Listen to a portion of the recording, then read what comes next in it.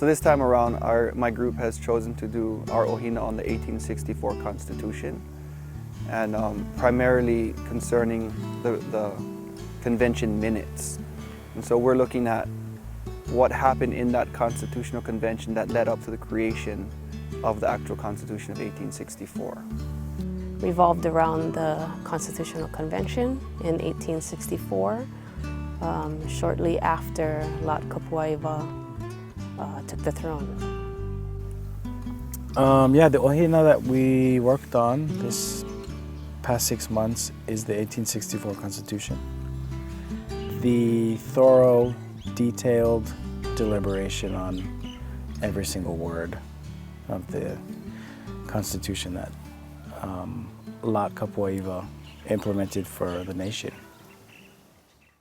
We have a lot of just like nuanced little things that we really had to pay attention to that we got wrong at first, actually. Something like Luna Elele. First few weeks we're like, what's the difference? Luna Elele? Elele? No, whatever. But by looking at other newspapers, there are actual head delegates. In those districts that chose 2 or 3 delegates, that there was actually a head delegate. Okay, we have to go back and change that.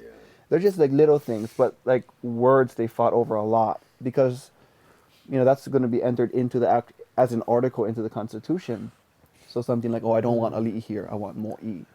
I don't want, or ia should be paha. I mean, it should take the place of paha.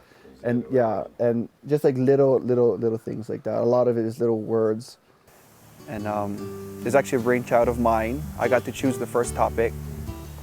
And I chose it because I was, one, fascinated with Lot Kapuaiwa, who I think out of all the mo'i is the least understood, is the least known for what he had accomplished.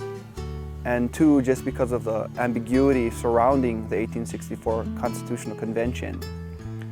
Because Lot Kapuaiwa didn't actually take an oath to the former Constitution, or the current Constitution at the time, the 1852 Constitution. And then he immediately went into a Constitutional Convention. And at the end of the Constitutional Convention, he actually dissolved it. And then the next day, drafted the Constitution with his own ministers and people who were willing to sit with him. And so I think the whole thing kind of just piqued my interest, and I gravitated towards the topic. We spent all of our time working through all of the minutes to those meetings as they were published in Nupepaku'oko'a. 21, the Attorney General, he explained the nature of this article. He said the kings and their families do not belong to themselves but to the people. The power to manage their chiefs is within the government, similar to a parent with a child. And he displayed some examples, such as the marriage of a French prince, which turned out to be the reason why that royal family declined. All British citizens are free to marry whomever they wish.